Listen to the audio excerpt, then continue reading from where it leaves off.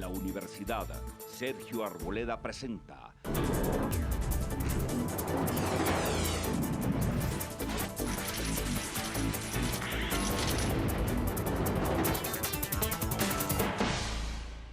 Buenas noches. Cada vez que empieza a calentarse un proceso electoral, como ya está ocurriendo en Colombia, se levantan voces ciudadanas de todos los rincones del país diciendo ¿por qué no surgen liderazgos nuevos? ¿Cómo estimulamos que más gente buena se meta a la política? Nosotros mismos hemos pensado que es una responsabilidad colectiva de los medios de comunicación, de la academia, de todos los frentes de la sociedad, generar condiciones para que Colombia sea permanentemente un semillero de buenos líderes dispuestos a asumir responsabilidades públicas y a cumplirlas con transparencia, con pulcritud, con eficiencia.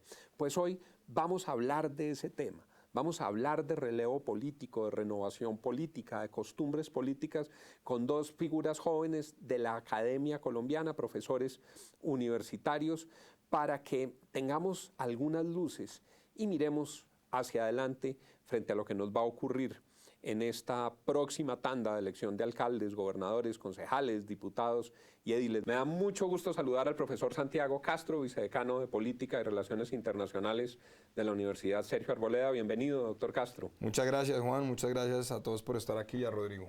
Me da mucho gusto saludar al doctor Rodrigo Lozano Vila, profesor de Derecho en el CESA y abogado en ejercicio. Juan, bienvenido. Muchas gracias por invitarme a compartir aquí con Santiago. ¿Cómo hacemos para que no repitamos otra vez la historia de los mismos con las mismas? ¿Cuál es el camino para incorporarle nuevos liderazgos a la política colombiana, doctor Castro? Mire, yo quisiera decir una cosa ahí y la vengo meditando y vengo en una reflexión con colegas y con estudiantes, y es que nosotros en Colombia crecemos con un dicho que es muy difícil.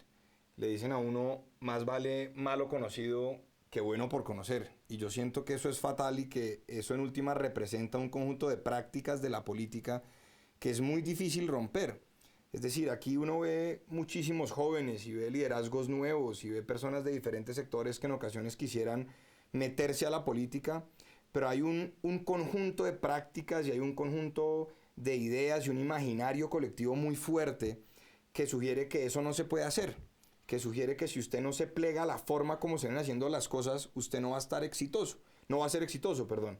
Y entonces yo vuelvo y digo, si más vale malo conocido que bueno por conocer, pues eso de alguna manera limita la participación, no solamente de las nuevas generaciones, sino de nuevos posibles liderazgos de múltiples sectores. Pero yo sí creo que tiene que haber, Juan, un vacío, una ventana por la cual tratemos de motivar que nuevas personas quieran participar de la política. Y cerraría esto con lo siguiente.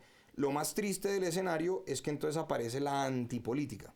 Es decir, que no es solamente que la gente no quiera participar en esos escenarios, sino que empiezan a rechazarlos de tajo y a atacar a cualquiera que quiera participar como una persona que es propensa a corromperse, etc. Eso sí es lo que me parece a mí más grave.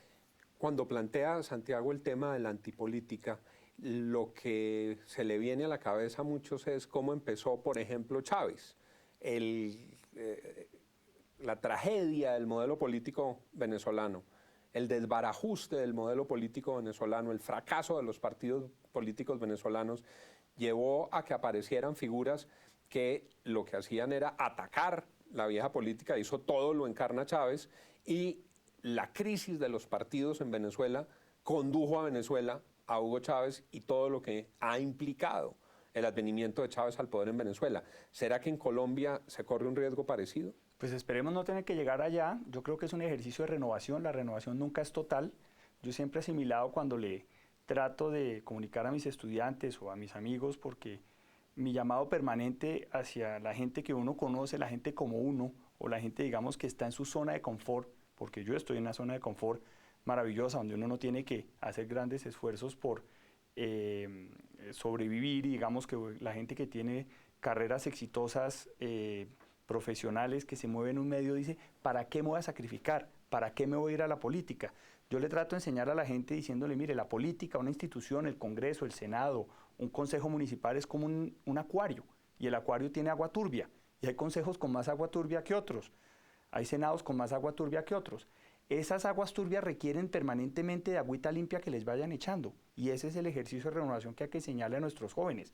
Jóvenes desde jóvenes de 21, 22 años que se le jalen a ser ediles, gente que se le jale a ser concejales, gente que tenga aptitudes para llegar al Senado, para aportar con sus ideas. Esa es la constante renovación. Pero como es tan difícil acceder, como los partidos no dan avales, como los movimientos ciudadanos son difíciles de estructurar, de consolidar, pues la gente dice, me repliego a mi zona de confort y sigo funcionando donde quiero funcionar. Y eso vale para todas las regiones del país. En un municipio ubicado en una zona rural, un joven promisorio que podría ser buen líder prefiere dedicarse a sus labores de cultivo, a sus labores del campo. En las zonas urbanas, un joven que empieza a tener éxito en el comercio, por ejemplo, entonces decide quedarse en el comercio, o un profesional en otros campos. En fin, lo que hay es un conjunto de estímulos negativos para que gente que quisiera servir pudiera entrar en la política, porque además no creen que tengan éxito. ¿Cómo romper eso? No, y a la gente misma le dicen cuando se lanza, le dicen pobrecito, o le agradecen, o le dicen que es un mártir, o le están agradeciendo porque está prestando un servicio a la patria cuando debería ser algo totalmente diferente. Yo creo que, digamos, el tema de participación en los partidos es algo que se debería reformar de fondo. Las barreras que han puesto para los movimientos ciudadanos, para los movimientos independientes, también resultaron ser bastante fuertes, infranqueables. Yo creo que a la gente hay que estimularla a hacer política, digamos, a partir de estímulos reales de lo que puede hacer alcanzar grupos significativos de ciudadanos con unos umbrales de firma un poco menores, y algunas plazas, no voy a decir que circunscripciones especiales, pero los mismos partidos, yo creo que es responsabilidad de los partidos, sembrar, digamos, bases jóvenes y nuevas juventudes. Porque a propósito de eso, muchos que incluso quisieran participar, dicen, yo me le quiero meter, pero ¿para qué si no va a tener chance? Si siempre van a ganar los que ya están dentro de la maquinaria. Pero mire, Juan, yo creo que tiendo a discrepar un poco de su afirmación. Yo creo que hay pocos estímulos para las personas que tienen ideas claras, para las personas que dicen, si yo quiero hacer un ejercicio político, no es para hacer un negocio, no es para enriquecerme, no es para, entre comillas, torcerme, sino es para seguir una idea, es para representar a quienes me eligieron, etcétera, etcétera. Para ese tipo de personas creo que hay pocos estímulos. En cambio, para aquellos que a veces dicen, todo vale, este es un primer paso. Usted hablaba de los jóvenes en los municipios, yo quiero ser concejal porque después quiero ser diputado, porque después quiero ser representante y quiero ser una persona importante y quiero salir adelante. Siento que para ellos sí hay muchos estímulos. Hace poco tuve una conversación con varios amigos y conocidos en el departamento del Tolima, y algunos me decían que es que yo era muy idealista, que es que yo seguía pensando que la política era una acción humana que podía cambiar las cosas, que es lo que yo siempre he defendido. Y decían, así no va a llegar a ningún Pereira, es un poco la frase, es decir, si usted no está dispuesto a aceptar compromisos con prácticas políticas que son fantochadas y que son nefastas, entonces usted no va a llegar a ningún lado. Qué triste, y eso es justamente lo que hay que romper. Pero fíjese, Juan, que la fuerza es muy dura. Es decir, cuando usted trata de abordar los temas programáticos, cuando usted trata de abordar los temas de la política real, son muy pocas las personas, digamos, que realmente le dan valor a eso. Otros es el tema de cómo vamos, de usted qué me ofrece, de una vez usted llega allá, cómo me va a colaborar, etc. Y fíjese que, por ejemplo, ahora en las elecciones regionales de octubre, pues muchos de los que van a aspirar a la asamblea están diciendo, yo quiero aspirar a la asamblea, pero para poder hacer un buen ejercicio tengo que tener gobernador. Porque la lógica no es la de representación política, de la deliberación, del debate, sino es yo cómo me ubico en la coalición del gobierno para poder sacar cosas para quienes me eligieron, contratos, puestos, etcétera. Yo creo que eso es lo triste. Porque ahí lo que aparece también es el costo inmenso de las campañas. ¿Cómo lograr que ese costo no se convierta, por un lado, en una barrera de entrada para gente buena y por otro lado, en un peaje de corrupción? Los que invierten una fortuna en la campaña luego la pretenderán sacar del Estado. ¿Cómo se puede hacer? Pues yo creo que así como hay responsabilidad de los ciudadanos de salir a contribuir con los procesos de elección y de renovación, debería haber también una responsabilidad de los medios. Los medios a veces opacan a los candidatos que seguramente no figuran, que seguramente no tienen un mensaje claro por ser igualmente primíparos o por ser gente, digamos, de una primera oportunidad. los medios y los espacios institucionales deberían favorecer un poquito más a esa gente. No toda la maquinaria de los medios, no toda la maquinaria de la publicidad, no toda la maquinaria institucional debería estar dirigida a los que ya han estado. Se debería dejar un poco más de oportunidad a la gente nueva, a la gente que está incursionando. Y ahí también las universidades son centros de debate importante.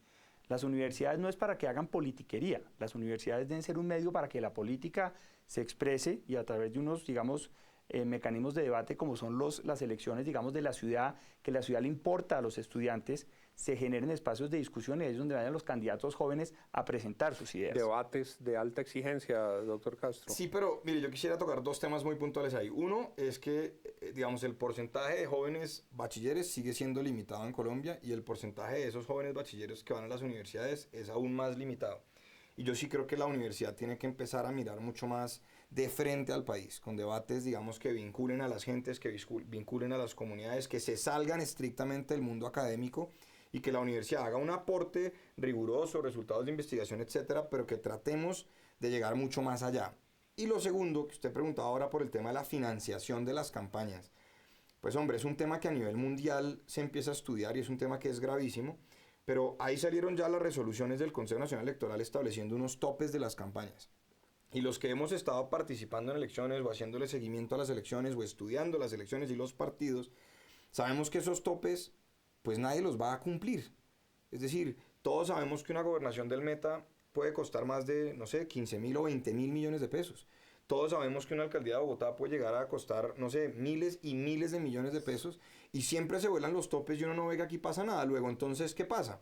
Que la gente que no está dispuesta a comprar un escaño o a comprar un cargo, sino a hacer el debate electoral, se dan cuenta que mejor se dedican a otra cosa. Muchas veces en la universidad se pueden hacer los debates y se prefieren dedicarse a eso. Pero le pregunto, ¿no será justamente esa circunstancia la que hoy brinda una oportunidad de participación de nuevo cuño, de participación novedosa, haciendo veeduría ciudadana en los gastos de las campañas, monitoreando candidatos?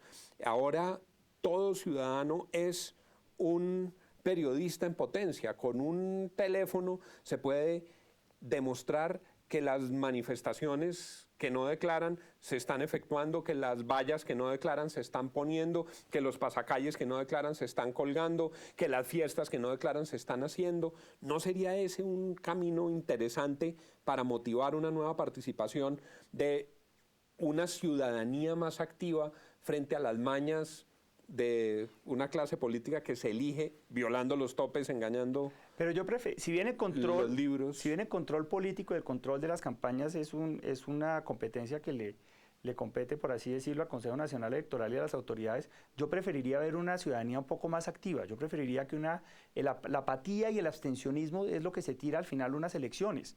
Un candidato puede ir volando, en las elecciones puede ir sonando mucho, pero el día de las elecciones llueve o hay partido de fútbol o hay cualquier otra actividad y nadie sale. Yo creo que la apatía y el abstencionismo juegan en contra de cualquier candidato conocido, reconocido o candidato nuevo. Los candidatos, los ciudadanos que controlen eso está muy bien, pero toda esa energía es mucho mejor que la ciudadanía la gaste. ¿Y la gaste qué? Participando, saliendo a las calles, saliendo a apoyar candidatos nuevos. Es un ejercicio que se perdió. Mire, Juan, que ya no hay plaza pública. Ya un candidato no lleva una plaza. Los candidatos les da susto por razones de seguridad. Todo ese ejercicio de que la gente antes salía a ver a un candidato.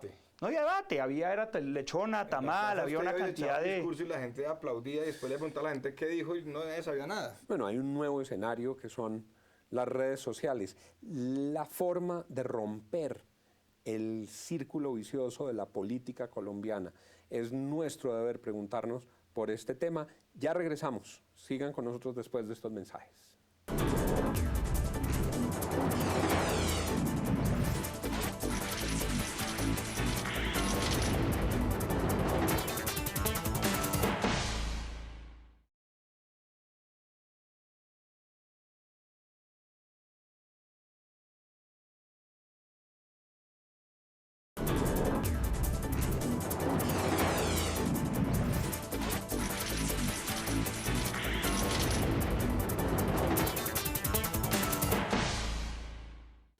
¿Cómo hacemos para superar tantas taras y tantas dificultades del sistema político que hoy han generado una gran distancia entre el ejercicio de la política y el querer ciudadano? ¿Por qué la gente no participa, doctor Castro? ¿Por qué, si a la gente no le gusta la política, se la pasa quejándose de sus concejales, de sus diputados, de sus representantes, de sus senadores? ¿Por qué no participan? Pues mire, Juan, hay muchas formas de estudiar o de tratar de entender por qué la gente no participa. Yo a veces con mis estudiantes de maestría comparto pues muchas de las aproximaciones que se han dado a tratar de explicar por qué la gente no participa electoralmente, que esta es, digamos, la participación de la que estamos hablando.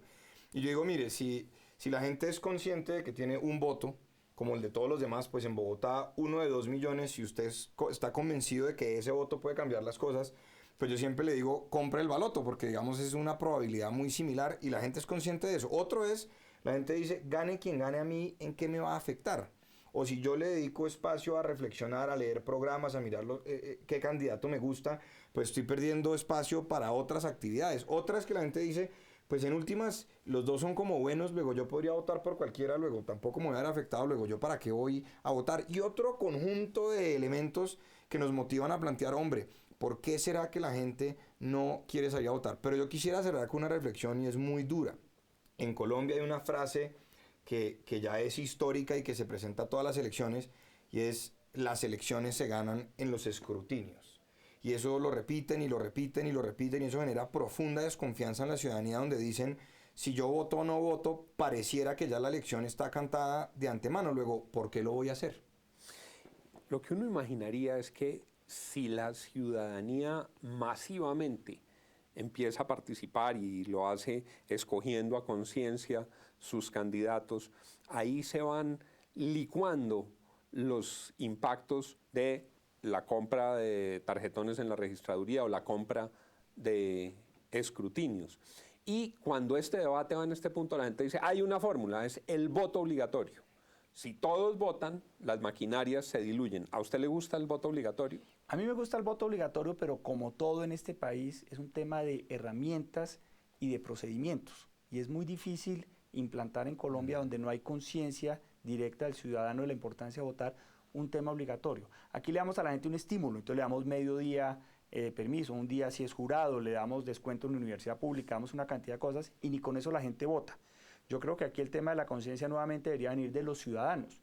Una ciudad como Bogotá que está tocando fondo y donde los ciudadanos... Bueno, tocó fondo hace rato, pero digamos que el debate nos lleva, digamos, a replantearnos sobre la necesidad de tener una muy buena alcaldía y tener un muy buen consejo y tener unas muy buenas autoridades administrativas, nos debería por lo menos llevar a que ese umbral de votantes subiera. Yo creo que eso no va a subir. Yo creo que el día de las elecciones, un domingo 25 de octubre, si llueve, la gente no va a votar. Yo creo que la gente va a llegar sin saber por quién votar al consejo. La gente sabe eso el día anterior, por teléfono, pregunta yo por quién voto. Yo creo que llegar a esos niveles de conciencia, así hayamos tocado fondo o estemos tocando fondo, es muy complicado, y ponerle, digamos, la arandela del voto en blanco, del voto obligatorio, yo creo que sería bastante complicado. Bueno, frente a ese desafío, ¿no pueden ser las redes sociales una buena oportunidad para que se conozcan más propuestas, para que más gente articule sus iniciativas políticas, para vencer un poco esa dificultad de acceder a los medios o de acceder al reconocimiento? Pero mire, Juan y Rodrigo, yo creo que este tema de las redes sociales, sobre todo las redes sociales virtuales, porque digamos que mirando el asunto nacional, no hay una red social más efectiva que las guaraperías en las veredas en muchos municipios. Eso es una red social, allá se comparte todo, y la parroquia son las redes sociales más efectivas. El Twitter de la chicha. Haga de cuenta, eso hay que mirarlo. Y yo sí creo que esa denuncia, o no esa anuncia, esa tesis de que en América Latina tenemos sociedades híbridas, digamos que hay elementos de modernidad, elementos de premodernidad que juegan, hay que analizarlo. Cuando uno habla, por ejemplo, de redes sociales tipo Twitter, Facebook, Flickr, YouTube, etcétera, uno va aquí a los mismos barrios en las localidades periféricas, entre comillas, Juan Rodrigo, en Bogotá, uno va a las veredas en los municipios, corregimientos, inspecciones, y se da cuenta que el acceso a ello todavía no es tan claro. Entonces a veces yo siento que le damos mucho peso a las redes sociales, pero si no hay, digamos, una relación que podamos estudiar con los medios masivos de comunicación y con otros escenarios, el impacto no lo he podido medir yo nunca. ¿Qué estará pasando con organizaciones sociales de base? Digamos, organizaciones establecidas por afinidades, organizaciones de usuarios de un servicio, organizaciones de personas que practican un mismo deporte, organizaciones de personas que conviven en espacios más pequeños.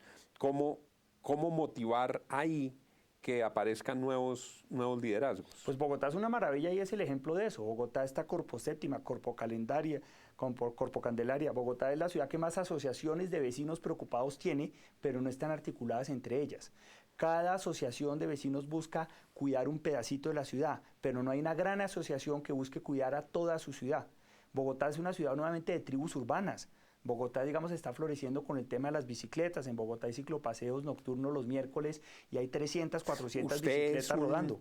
¿Cómo se llama? Ciclopaseísta. Yo soy un afiebrado de los paseos nocturnos de los miércoles. Yo tengo una bicicleta plegable en el baúl del carro y cuando me aburro de un trancón la bajo. Yo monto en bicicleta y arranco en bicicleta. Pero guarda el carro, no lo deja en el trancón para seguir No, ni lo dejo mal parqueado, pero digamos que... Lo mete en un parqueadero y sigo en bicicleta y es un ejercicio, digamos, de conciencia ciudadana y sobre todo de reflexión, Juan. Porque Bogotá es una ciudad, digamos, la solidaridad en torno a todos los que montamos en bicicleta es una maravilla. La gente montando en bicicleta se ayuda, se cuida, se guarda, la gente manifiesta. César, creo yo, murió ahorita el 28 de diciembre, le han hecho unos homenajes muy bonitos por estos días en Flandes, Tolima, por robarle la bicicleta a uno de los mayores héroes y uno de los mayores, digamos, activistas en pro del uso de la bicicleta, lo asesinan por robarle una bicicleta a Flandes, Tolima. Con Colfuturo le hicieron un homenaje, yo participé a principios de enero y nos fuimos hasta la Candelaria montando en bicicleta. La gente que monta en bicicleta, Juan, en Bogotá, es gente que puede ser portadora del mensaje de la necesidad de movilizarnos. Así como se moviliza la gente en bicicleta, la gente debería movilizarse. Hay gente que se moviliza en patines, hay caminantes, la gente que sube a las quebradas, eso hay de todo. ¿No será que lo que está pasando es que la política tradicional ha perdido la capacidad de interpretar esas manifestaciones? Totalmente. De entender qué está pasando en la base ciudadana? ¿No será más bien que estos ejercicios han resultado ser más efectivos que el ejercicio de participar electoralmente?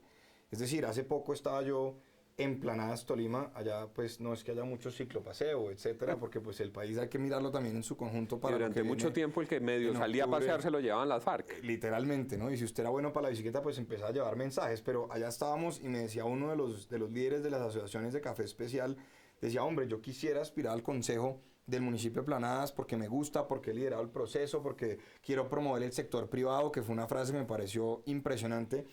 Y yo le decía, bueno, pero usted con todo lo que ha hecho, ¿por qué no lo hace? Y me decía, porque es que la gente se ha dado cuenta que yo soy muy bueno en lo que hago y que hemos logrado mucho en ese espacio.